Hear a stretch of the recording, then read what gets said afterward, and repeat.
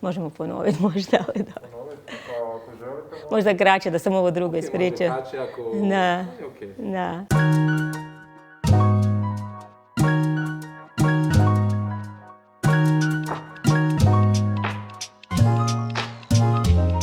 Moram reći da biti profesor za mene nije samo posao, nego mislim da je to poziv.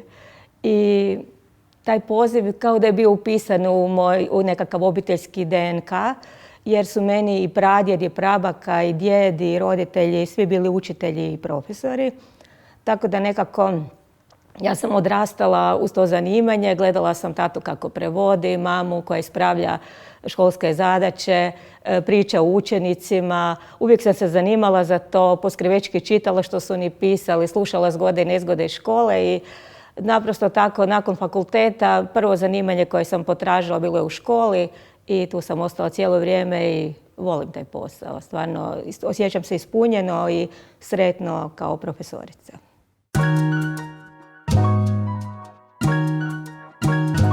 Najviše volim zapravo raditi s učenicima i kad uđem u razred kao da zapravo sve ostavljam iza sebe. Znači kad zatvorim vrata učionice, ako imam nekih problema, zaboravljam na njih i potpuno se posvetim svom poslu. Važno mi je da budem tamo samo za njih.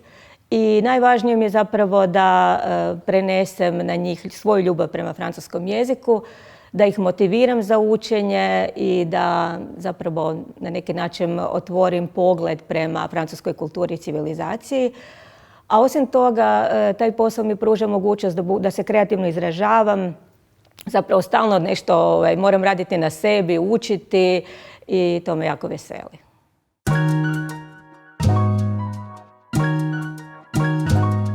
Pa evo jedne godine smo pripremali točku iz Jarnika za večer frankofonije koju priprema udruga profesora francuskog jezika i obično svake godine nastupamo sa nekakvom točkom. Te godine imali smo mlade revolucionare koji su se penjali na barikade, imali smo cijelu koreografiju sa zastavama i jednu solisticu koja je cijeli jedan veliki monolog držala na francuskom jeziku.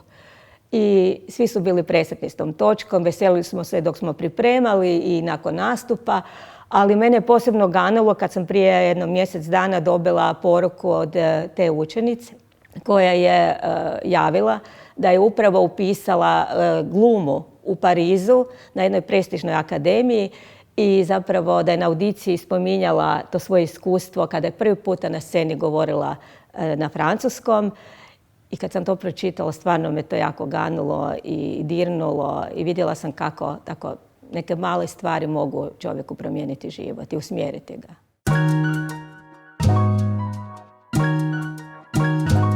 Pa za mene je francuski jezik najprije bio jezik književnosti koji sam, zapravo jako sam voljela uvijek čitati. Već negdje sa 12 godina počela sam čitati baš evo Jadnike i poslije Stendhala, Flaubera i tako dalje. Tako da najprije zapravo to bila ljubav prema književnosti. A onda kad sam studirala francuski, počela predavati, to je naprosto postao jezik koji volim i uživam svaki dan učiti nešto novo, gledati filmove na francuskom, slušati glazbu staru i novu. I uopće taj način da radim na sebi, da radim na jeziku me izuzetno veseli i ispunjava.